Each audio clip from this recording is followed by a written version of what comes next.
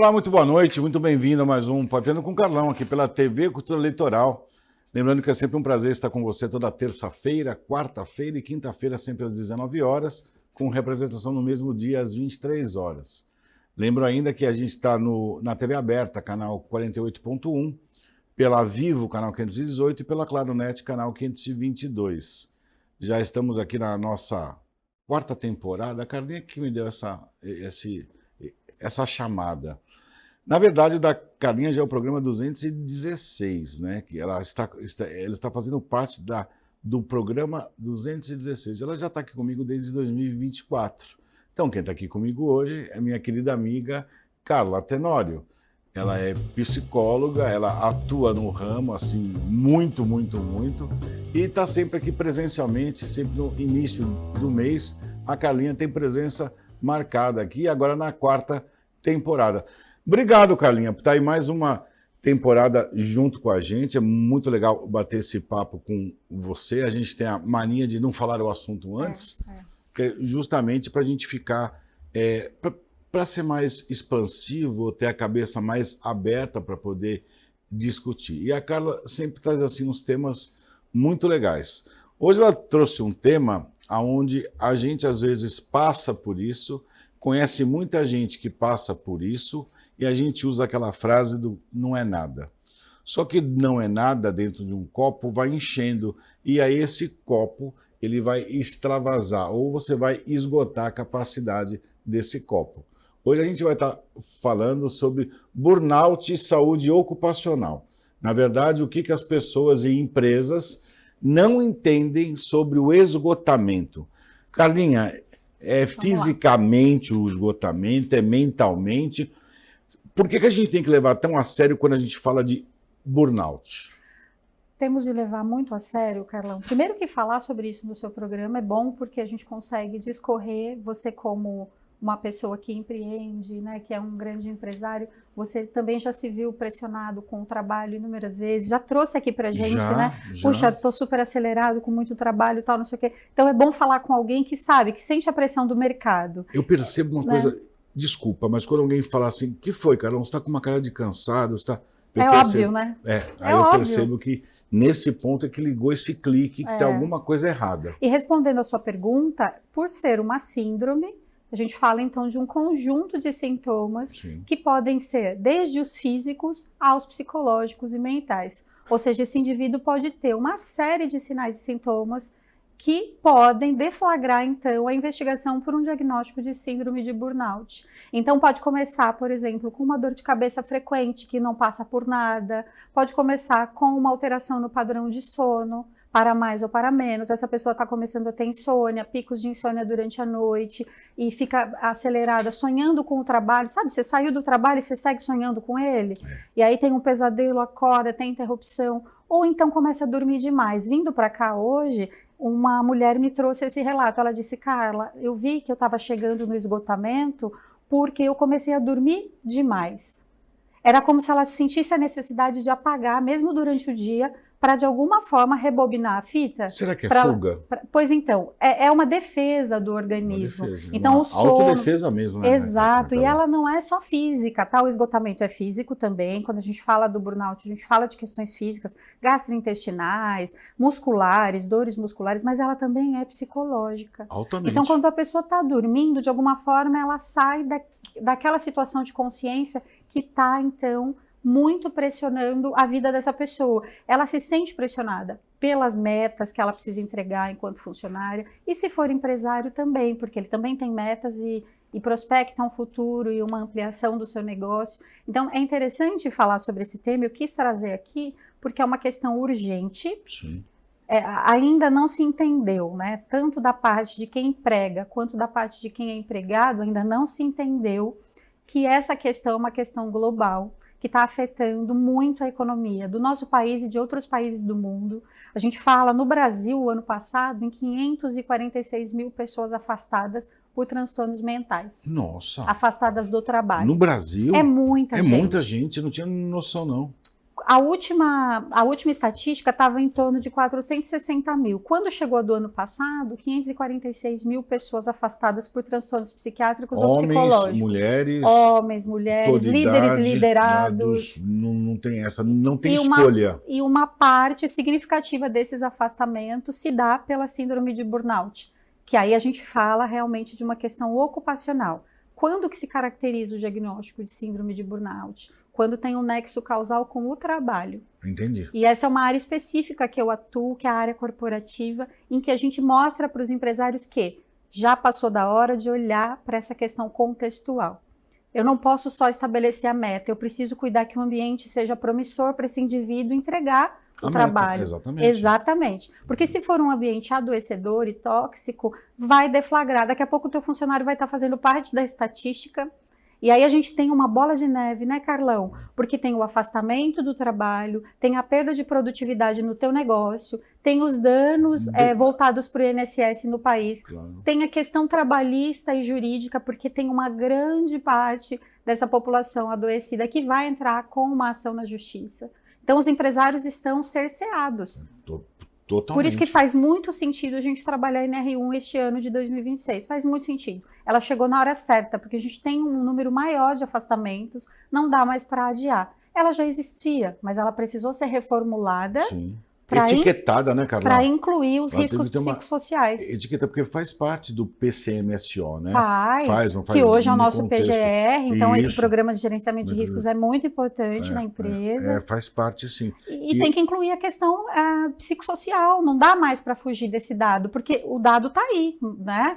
Mais de 500 mil pessoas afastadas por questões psicológicas e psiquiátricas. Carlinha, posso te fazer uma pergunta, saindo um pouquinho do lado empresarial? Vamos lá. Mas a Malu, eu sempre me consulto, né, Carla? A Malu mudou de escola, foi para o primeiro ano colegial. Malu é a minha filha. E ela foi para uma escola onde ela sai de casa às 5h30 da manhã. Certo. E acaba voltando para casa às 7 horas da noite. Uma escola integral. Você acha que também pode desenvolver um assunto parecido com burnout na escola? No caso dela, por exemplo, assim, porque a síndrome de burnout, ela tem relação direta com a ocupação profissional. Sempre. Era essa Mas, a minha por pergunta. exemplo, quem que puxa esse carro? A ansiedade e a depressão. Aí a gente volta naquele papo que já tivemos aqui em um dos nossos quadros, do quanto os adolescentes têm sido também vítimas de um processo de que engatilha uma ansiedade muito maior, porque eles também precisam entregar performance escolar. Muitos deles, quantitativo, né, Carla? Pois é, muitos deles, além da performance das disciplinas ali da escola, tem a questão do esporte, do que ela faz fora do horário da escola. Percebe? Então, e o jovem por si só, ele tem um cérebro fresquinho que abarca muita coisa, certo? Então vai trazendo. Quero aprender a tocar um instrumento, aprender uma segunda, uma terceira língua. E ele vai trazendo. Então, essa mediação por parte dos pais é muito importante para não cair nesse ciclo vicioso do esgotamento também advindo da ansiedade de fazer acontecer ou da ausência de limites. Então, veja, o jovem pode querer, mas às vezes tem pais ou mães que também pressionam esse jovem para performar em diversas frentes. É verdade. Esse limite também precisa vir dos pais. É isso aí. Né? Porque essa criança precisa dormir, esse adolescente precisa dormir, se alimentar corretamente, precisa ter tempo de ócio também. Isso. E muitos jovens... O tal do ócio produtivo, né, Carla? Ele produtivo. Você já ouviu falar isso? Ócio produtivo, o que você acha? Mas você precisa... Aquele tempinho de contemplação, de parar um pouquinho, de sair das telas, em que você fica realmente analógico ali, pensando em... Olhando para a paisagem, ele é importante, pensando cientificamente comprovado. Quando você pensa em nada, você está pensando que está pensando em nada. E quem burnotou não consegue ficar nesse lugar. A pessoa até diz assim, eu vou parar porque eu não estou aguentando. Quem não burnotou? A pessoa que burnotou, ela não consegue desligar. Ela até tenta, ela diz assim, olha, eu vou contar um exemplo assim, de uma história, de um relato que eu acabei de ler há pouco no portal Costa Norte, saiu essa matéria, de um jovem que trabalha com alta pressão e ele trabalha numa agência. Então ele tem uma pressão absurda em São Paulo, onde ele trabalha. Sabe como ele consegue desplugar? Ele viu que ele estava chegando num nível de esgotamento tão grande, ele colocou uma prancha no carro, pôs em cima do carro, naquela mesma tarde em que ele viu que ele achou que ele ia explodir, burnotar. E ele pôs a prancha no carro, desceu aqui para o litoral e veio surfar. E ele conseguiu naquele momento desligar. E ele disse, né, no relato, na entrevista, que se ele tivesse ficado naquele ambiente, ele não teria conseguido. Sobre o ambiente, ele tem uma importância grande na nossa burnotação, não tem? Tem, muito grande. O ambiente ele pode ser um promotor de saúde mental, assim como um adoecedor também. E quando a gente fala ambiente, não é só a estrutura do ambiente. Não. As pessoas que fazem parte daquele time. Exatamente. Se é que podemos chamar de time. Porque às vezes você tem uma equipe, mas essa equipe não joga no time. Não joga no time. E isso acaba adoecendo os componentes ali da equipe. Isso é extremamente urgente. A gente precisa entender que isso precisa ser trabalhado. E não é com ação pontual, Carlão. Não, né? Falaremos sobre isso. Eu ia falar isso. Não. Se tinha uma ação pontual, se tinha uma... Elas são importantes, mas só que como a síndrome de burnout é multifatorial, Carlão, eu também falo de multifatores que podem promover saúde mental. Então, você vai contrabalançar isso com várias ações, e elas não são pontuais. Elas devem ser também na construção de uma cultura de ambiente organizacional saudável. Leva-se tempo para construir uma cultura. Uma cultura. Leva-se tempo. E às vezes, você até falou de equipe, falou time, a pessoa pode burnotar numa sala sozinha. Ela não está com outras pessoas envolvidas ali diretamente, contato com outras, mas pela pressão que ela sofre, pelaquela situação que ela está, ela pode dar uma piradinha, não pode, Carla? Ela pode, tanto é que assim, veja, a questão é tão séria que para entrar como... É tão preocupante isso. É preocupante, porque não era visto como uma questão ocupacional até pouco tempo, né? Então a Organização Mundial de Saúde inseriu como uma questão de saúde ocupacional. E várias vezes que você escuta falar, eu tive um burnout, fala, meu Deus, será que teve? Será Sabe que qual a porcentagem de brasileiros com síndrome de burnout, Carlão? Não. 30% dos trabalhadores brasileiros. 30%? Será que a gente precisava dessa pauta aqui? Ela é muito importante. Como é muito alto. 30% dos trabalhadores brasileiros. Imagina no caso uma mulher que está sofrendo uma influência de hormônios e tem que ver filho, tem que ver marido, tem que ver não sei o que lá, trabalho, ainda tem síndrome de burnout? Bom, enfim. Tá gostando do papo? Para variar, é um papo sempre muito legal. A Carlinha traz umas pautas assim, do nada. Para mim é do nada, mas é uma pauta pensada e a gente chegou na hora de falar disso mesmo. Segura aí que eu volto já já.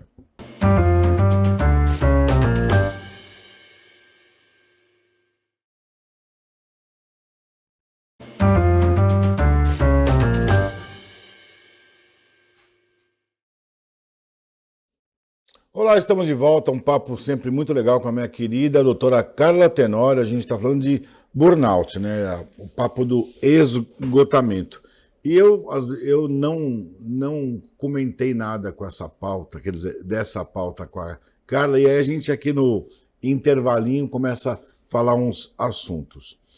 Carla, como é que eu vou ter a certeza que esse burnout do meu colaborador começou na empresa que ele está hoje?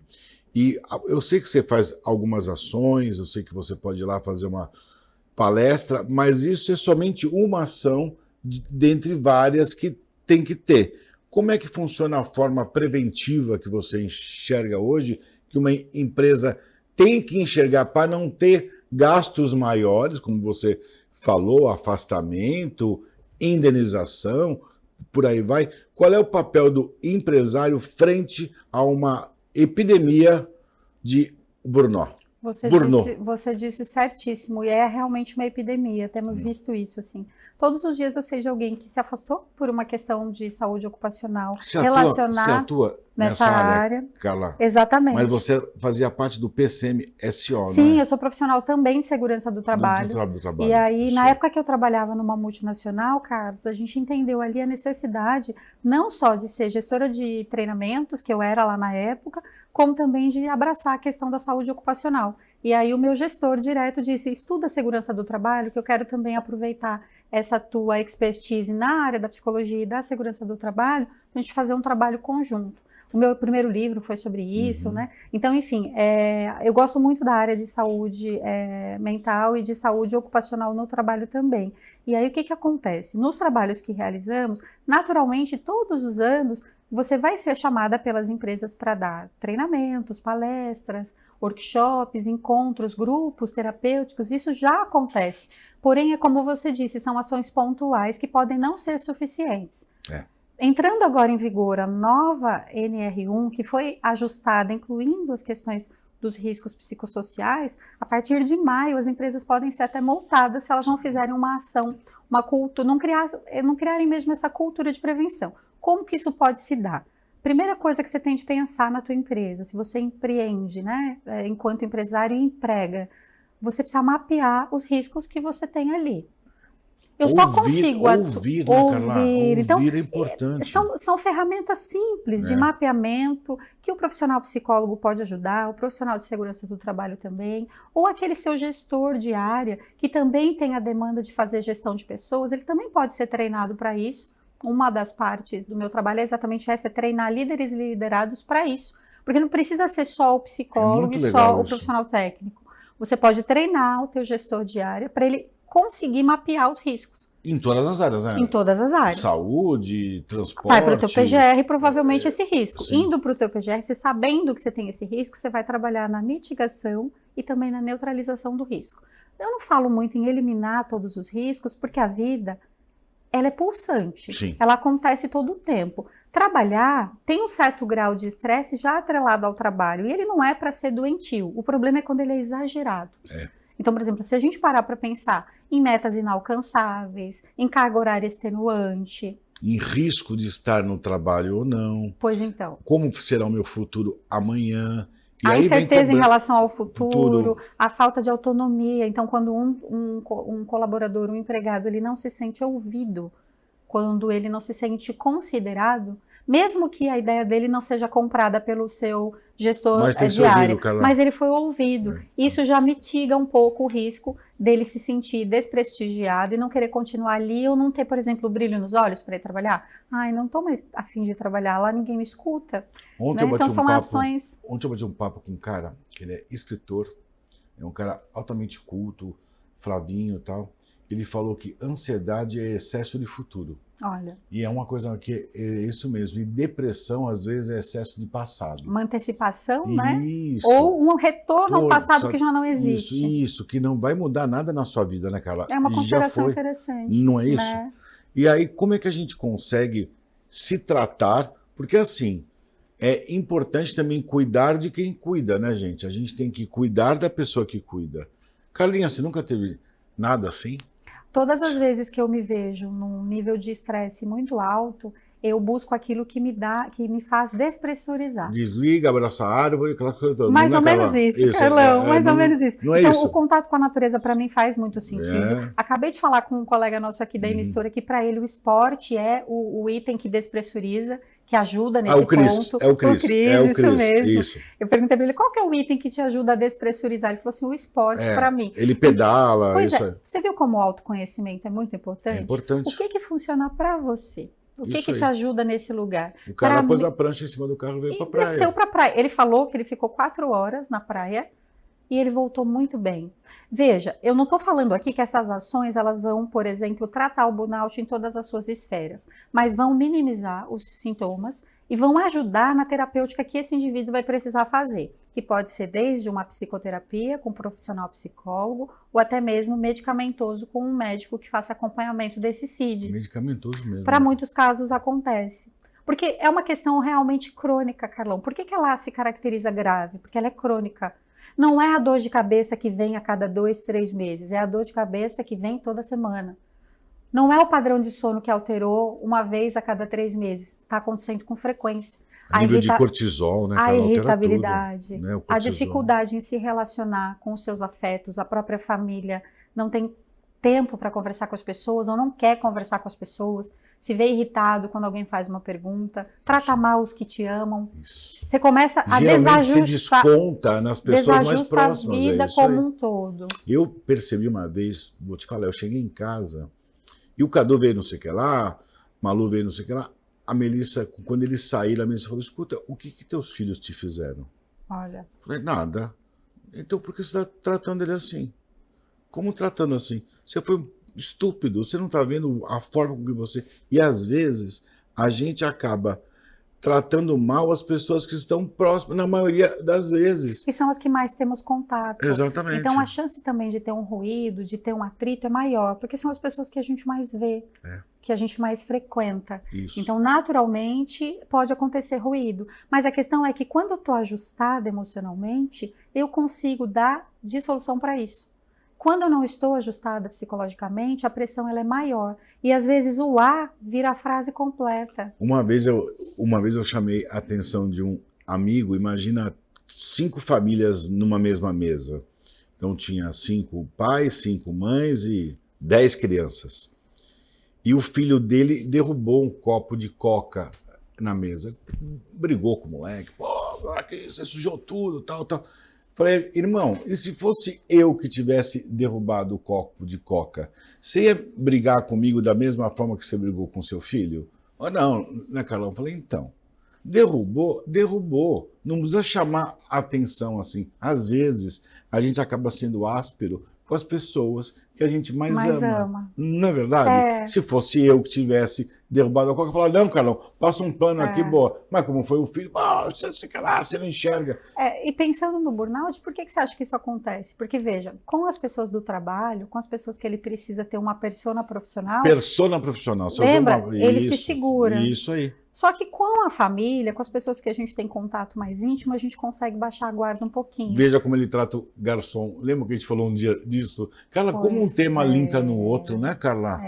E ou já então faz anos, né? Ou então aquele date que você quer sair, veja como ele trata a família dele, né? Como ele trata a mãe, por exemplo. Isso diz muito sobre como será. Exatamente. Agora, se essa pessoa estiver adoecida, se ela tiver com síndrome de burnout, provavelmente... Burnotizada, né, Carlinha? Essa pessoa, ela terá uma relação ruidosa, de irritabilidade. Aí, as empresas começam a sofrer, né, Carlão? Porque aí você começa a ter queda na produtividade. Não, é resultado final. Danos custo, econômicos. Né? Pois então. Danos, e os danos afetivos, né? Porque veja, aquilo que a tua família com certeza te dá esse suporte.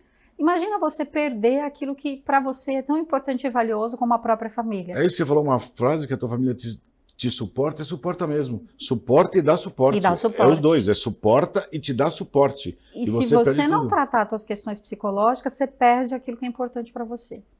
Além do seu trabalho, você perde também a tua rede importante. Como é que funciona uma palestra numa empresa? Qual é o seu papel nisso tudo? Você fala o quê, Carla? Você consegue já, dando a palestra, visualizar quem está... No primeiro contato, eu sempre pergunto para a empresa, vamos saber qual a tua necessidade? Sim.